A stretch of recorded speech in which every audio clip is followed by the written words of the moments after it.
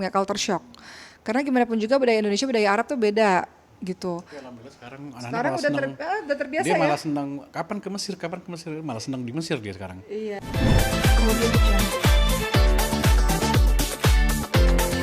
Ya, alhamdulillah, masya Allah setelah bertahun-tahun persiapan ya. Ini kan kepindahan ke Mesir ini bukan tiba-tiba. Ini udah dari bertahun-tahun yang lalu. Dan mulai diseriusin itu mungkin 3 tahun terakhir ya, karena 3 tahun terakhir kita sudah mulai mau memindahkan anak-anak kita di sekolah Arab yang ada di Indonesia, udah mulai konsentrasi untuk penguasaan bahasa Arab, sehingga tahun 2024 saat bahasa Arab kita sudah lebih baik, Qurannya sudah lebih banyak, jadi sudah bisa pindah ke Mesir. Alhamdulillah di tahun 2024 ini anak-anak juga sudah keterima sekolahnya di Mesir. Kemarin kita sudah tes di 5 sekolah, 2 nggak diterima, 3 diterima gitu. Alhamdulillah karena sudah diterima, saya juga sudah alhamdulillah bisa sekolah tahun ini. Jadi ya kita pindah di tahun 2024 ini untuk meneruskan pendidikan, insya Allah. Oke, tapi untuk kesiapan anak-anak sendiri seperti apa? Kesiapan anak-anak tadi ya yang paling repot dan paling agak butuh effort itu memang persiapan keilmuan ya, terutama persiapan bahasa itu effort luar biasa sih sebenarnya. Kayak saya pribadi, saya betul-betul menyisihkan waktu setiap harinya di tengah-tengah dakwah dan pekerjaan yang banyak itu dengan belajar. Mungkin suami juga suami ngeliat saya kayaknya belajar mulu gitu dari subuh. Ya nggak, pagi siang malam kayak belajar mulu gitu. Ini aja dia lagi istirahat di seminggu ini, saya tidak mau menyentuh buku-buku saya lagi karena kemarin baru ujian, jadi saya rasa udah nggak mau sentuh buku dulu sebentar gitu. Nah itu persiapan keilmuan itu cukup berat sih, tapi alhamdulillah lah sudah dilewati dan akan terus kita jalankan. Kemudian yang kedua persiapan secara mental sebenarnya, karena nggak mudah ya pindah ke satu negeri. Walaupun di sana orang Indonesianya banyak sih, Mesir tuh Indonesianya banyak, cuman kan budaya baru juga gitu. Jadi mental tuh lebih kepada juga karena nggak semua keluarga ikut, dalam artian babanya sama Sulaiman tuh nggak ikut gitu. Itu juga sebenarnya di lubuk hati terdalam tuh berat ya, karena kalau bisa milih sih pengennya semuanya, cuman kan ada hal-hal yang harus kita pikirkan seperti Baba juga, suami saya ini juga masih ada beberapa bisnis yang harus diselesaikan atau harus dikontrol dulu sebelum pindah ke Mesir. Sulaiman masih harus terapi bicara dulu di Indonesia sampai lancar baru bisa pindah ke Mesir gitu. Jadi persiapan mental sama persiapan keuangan sih, karena namanya pindah tuh butuh butuh ekstra. Ya namanya juga di sana ada rumah baru misalnya, ada kendaraan baru, tiket pesawatnya juga luar biasa, jadi lumayan cukup persiapan sih itu gitu. Oke, tapi untuk bahasa sendiri ke anak-anak seperti apa sih? Bahasa anak-anak alhamdulillah, anak-anak sudah saya masukkan ke sekolah Arab dari 2-3 tahun yang lalu. Jadi di Indonesia, jadi mereka sudah terbiasa dengan lingkungan Arab. Jadi di sekolah mereka tuh ada berbagai macam keluarga negaraan ya. Ada orang Mesir, ada orang Palestina, ada orang orang apalagi Irak, macam-macam lah di sekolah Arab di Indonesia ada. Jadi mereka sudah terbiasa dengan itu. Orang Saudi, orang Qatar ya banyak. Oke, tapi selain itu Uma menerapkan apa aja sih biar anak-anak kaget gitu ketika di sana? Yang di Indonesia ini yang saya persiapkan, saya mempersiapkan lingkungan Arab kepada mereka supaya mereka nggak kaget, nggak culture shock. Karena gimana pun juga budaya Indonesia, budaya Arab tuh beda gitu. Tapi alhamdulillah sekarang anak-anak Sekarang malah udah senang. udah terbiasa Dia ya. malah senang kapan ke Mesir, malah senang di Mesir dia sekarang. Iya. Gitu. Jadi Nggak kita tahu kenapa ya mereka senang di Mesir ya. dia senang di Mesir dan kemarin kan musim panas masuk sekolah juga kan di sana kan anak-anak. Mereka senang. Dia udah suka dengan teman-temannya juga gitu. Awalnya nangis waktu kayak Khadijah saya masukkan ke sekolah Arab yang ada di Mesir, ada di Indonesia. Awalnya dia nangis karena iya, Ibrahim sempat nangis juga sebenarnya. Jadi anak-anak cukup kaget dengan budaya Mesir yang suaranya agak tinggi gitu. Agak tinggi, tapi alhamdulillah sekarang udah terbiasa sih. Terbiasa alhamdulillah. Maria sama Khadijah kan. Cuman Ibrahim ini kenapa juga ikut? Kalau Ibrahim masuk tahun depan, nanti takutnya ngulang lagi kelas 1. Iya, dia pas soalnya. Gitu kan. Jadi pas kelas 1 dia masuk, dia dari TK ke kelas 1 kan pas, jadi dia nggak perlu ngulang lagi nanti gitu kan. Tapi kalau Khadijah sama Mariam kan ngulang lagi, dia Mereka turun kelas, Karena bahasa Maryam Arabnya Khadijah. belum lancar dan Qurannya belum kurang lah gitu. Jadi kalau Ibrahim pas udah sekali lagi deh gitu kan. Ya, mungkin Sulaiman nanti kalau udah 2 tahun lagi atau 1 tahun lagi ya kita bawa, mungkin sayanya mau bolak-balik ke Mesir. Gitu, biar anak sekolah di sana gitu.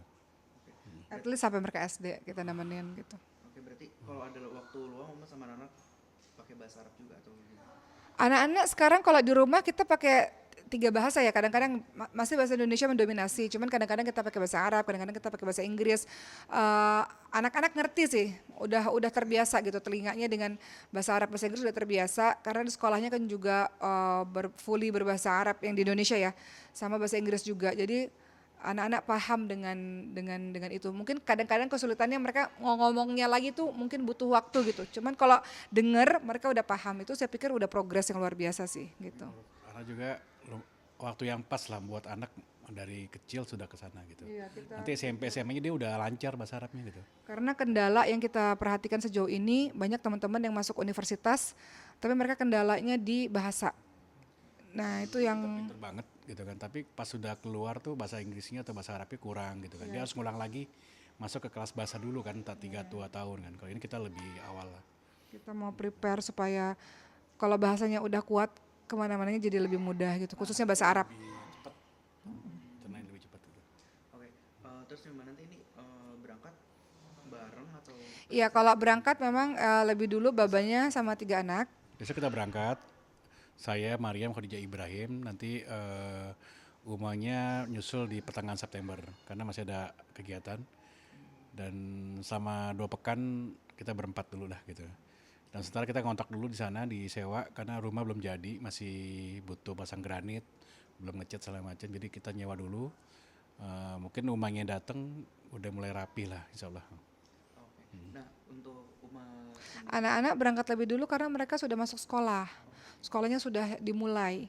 Jadi dia harus datang lebih dulu. Sementara di Indonesia saya masih harus menyelesaikan banyak pekerjaan, banyak hal-hal yang nggak bisa ditunda gitu. Jadi insya Allah saya percaya 3 anak saya udah gede-gede, nggak merepotkan babanya. Kecuali Sulaiman ya, Sulaiman kalau sama babanya saya nggak percaya karena Sulaiman masih kecil, agak susah mungkin babanya untuk ngerawat Sulaiman gitu, apalagi ada suntiknya gitu, belum bisa soalnya beliau. Makannya pun agak susah kan. Sulaiman ini harus makanan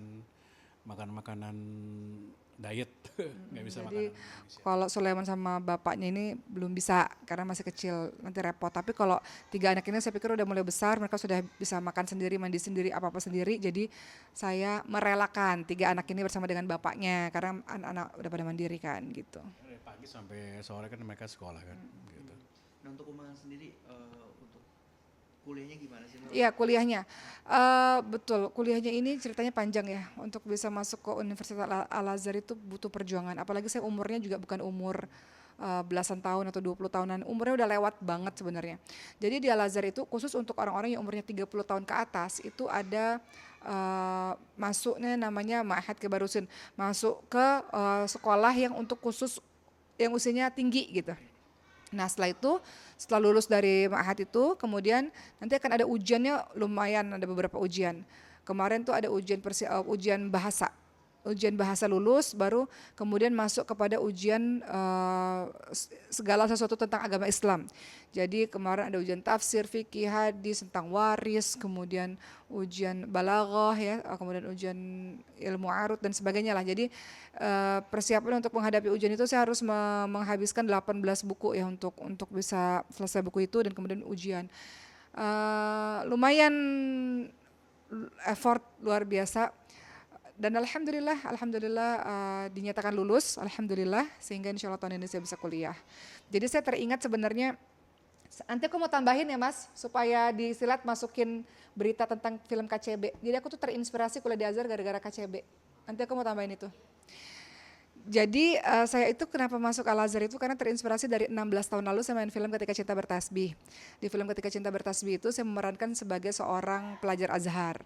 Dan sejak saat itulah saya berpikir, sejak 16 tahun itu pertama kali saya menjejakkan kaki di Al-Azhar, saya berdoa sama Allah bahwa saya pengen suatu hari nanti sekolah di sini. Nah itu terkabul alhamdulillah 16 tahun kemudian, bahwa saya benar-benar bisa sekolah di tempat yang sama dengan karakter yang saya mainkan di masa itu gitu.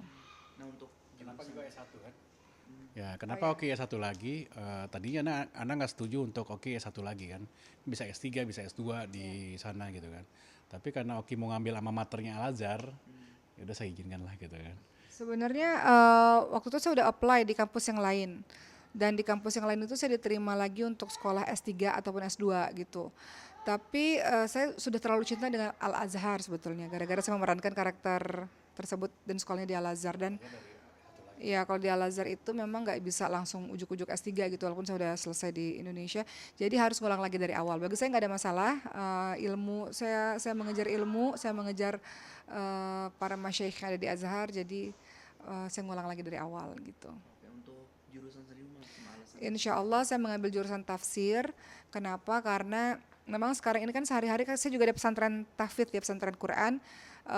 Lebih dekat ilmu berikutnya adalah tafsir gitu. Jadi nggak cuma sekedar menghafal tapi juga bisa memahami Quran. Dan banyak kan isi ceramah itu lebih banyak kepada, kalau ceramah itu saya lebih banyak kita baca Quran bareng-bareng yo ibu-ibu semua, terus habis itu saya jelasin gitu. Jadi saya pikir lebih dekat dengan tafsir. Walaupun sebenarnya masyarakat itu membutuhkan ilmu syariah ya, maksudnya fikih, hukum ini hukum itu. Biasanya masyarakat nanya kan, cuman bagi saya lebih senang dengan, mungkin saya akan ambil tafsir sih gitu. Lebih senang untuk ngejelasin ayat-ayat gitu kepada jemaah, mudah-mudahan itu bermanfaat nanti kalau saya balik lagi ke Indonesia.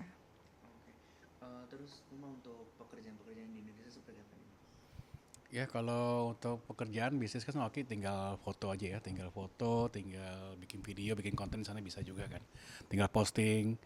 Dan sekarang bisnis sudah berjalan semua kan, jadi tinggal running lah. Mungkin bisnis-bisnis yang kayak kaligrafi baru ini nih mungkin bisa dibawa ke sana ke Timur Tengah untuk dijual di sana gitu kan. Jadi saya mungkin bisa bolak-balik bawa kaligrafi yang bawa ke sana atau kotak-kotak ya, sayang. Oke, Mas ini kan pasti nanti di sini bakalan sama si Bontot nanti. Seperti apa sih Mas? Ya, jadi saya duluan pergi sama anak berempat. Nanti Oki datang sekitar pertengahan September. Mungkin saya pulang 5-6 hari baru saya pulang ke Jakarta. Nanti Oktober atau November Oki yang ke sini atau saya yang ke sana sama Sulaiman gitu. Jadi Tapi bisa. ada ini nggak sih Mas kayak kekhawatiran atau kayak tadi kan apa Uma juga kan bilang ada khawatir kalau misalnya si kecil ini di Ya, seperti kalau apa? di pesawat kan bisa langsung ngedirect langsung, jadi masih aman lah. Kalau untuk transit kan mungkin kesian harus suntik kan. Kalau untuk pesawat nggak perlu suntik ya. Enggak, kalau di Indonesia, pertanyaannya bukan itu, Bah. Kalau di Indonesia, Sulaiman ini kan tidak hanya sama bapaknya, tapi ada beberapa pengasuhnya juga. Dan sebenarnya Sulaiman sudah dalam keadaan yang sehat, alhamdulillah. Makanya saya berani untuk bawa anak-anak, 3 kakaknya lebih dulu ke Mesir, dan Sulaiman saya tinggalkan sama bapaknya sama beberapa pengasuh. Karena Sulaiman sudah dalam keadaan yang stabil dan sehat, alhamdulillah. Pengobatannya yang dilakukan itu sudah pengobatan rutin aja, bukan sesuatu yang baru gitu. Jadi waktu kemarin-kemarin saya masih nggak berani untuk meninggalkan Sulaiman karena masih harus berobat ke dokter ini, dokter itu, masih banyak hal-hal yang harus dikejar. Tapi sekarang Sulaiman dalam keadaan yang baik, jadi saya lebih merasa udah mulai tepat waktunya untuk bawa anak-anak sekolah ke Mesir. Sekarang Sulaiman yang dikejar cuman alhamdulillah sekarang lagi terapi bicara aja. Sulaiman segala sesuatunya alhamdulillah baik, hanya saja memang dia lagi bicara bahasa Indonesia. Gitu. Selesai terapi mudah-mudahan bisa bawa ke Mesir nanti suatu hari nanti insyaallah dalam waktu dekat. Kalau bawa sekarang saya belum tahu terapi yang berbahasa Indonesia di Mesir tuh di mana gitu. Maksudnya belum ada gitu yang mengajarkan tenaga profesional terapi bahasa Indonesia, karena ya di sana kan bahasa Arab ya. Jadi biarkan di Indonesia dulu, fokus dulu supaya bahasa Indonesianya bagus, bisa bicara bahasa Indonesia dengan baik, baru insya Allah kita bawa ke Mesir insya Allah. Oke, terakhir Mas seperti apa sih mungkin nostalgia lagi jadi mahasiswi Betul, keren. betul, betul. Itu Masya Allah. Wow, luar biasa ya. Saya, dan ini mahasiswanya mahasiswa S1 lagi gitu ya. Artinya teman-teman saya, teman-temannya muda-muda semua gitu. Walaupun sebenarnya di Mesir itu S1 itu banyak loh, di Azhar itu yang udah doktor, ulang lagi S1, udah jadi dokter spesialis apa di negaranya, datang ke Mesir ambil lagi S1 agama, udah jadi engineer di mana gitu, balik lagi S1 untuk belajar agama. Sebenarnya banyak sih, ada juga usia-usia tinggi yang usianya udah tinggi tetap lagi belajar dari S1 nggak ada masalah. Cuman kalau untuk saya pribadi memang saya banyak temennya jadi anak-anak 20 tahunan gitu kan, anak-anak yang remaja-remaja gitu. Jadi ya seneng lah balik kepada lingkungan kampus, lingkungan yang ya seru. Saya seneng gaul sama teman-teman kampus. Nostalgianya yang ngerasa kalau dulu kan anak kos ya, ngekos. Ini kayak yang ngekos juga gitu. Maksudnya kadang-kadang kita pasti pakai public transportation gitu kan. Ya nikmat lah. Kalau di sini kan apa-apa pakai mobil, apa-apa serba diurusin. Kalau di sana lebih mandiri sih gitu. Lebih kayak anak kos lagi, balik anak kos lagi gitu. Tapi bedanya bawa 3 anak gitu. Berarti untuk sementara tadi yang tadi Mas Rio bilang kan masih Rumah saat ini memang masih persiapan, belum jadi ya Mbak ya. Kita akan sewa dulu rumah di sekitar area rumah kita untuk tinggal di sana. Insya Allah ada saya. Nanti kelak yang tinggal di sana akan ada saya, 3 anak sama ibu saya. Gitu, insya Allah. Saya mungkin bolak-balik ya. Oke, Sebulan dulu oke ya. boleh sekalian closing. Pemirsa, terima kasih. Mohon doanya semoga saya dan anak-anak bisa belajar dengan baik selama di Mesir sehingga kami bisa pulang ke Indonesia dalam keadaan yang lebih bisa bermanfaat untuk banyak orang. Terima kasih. Dah. Audio Jungle.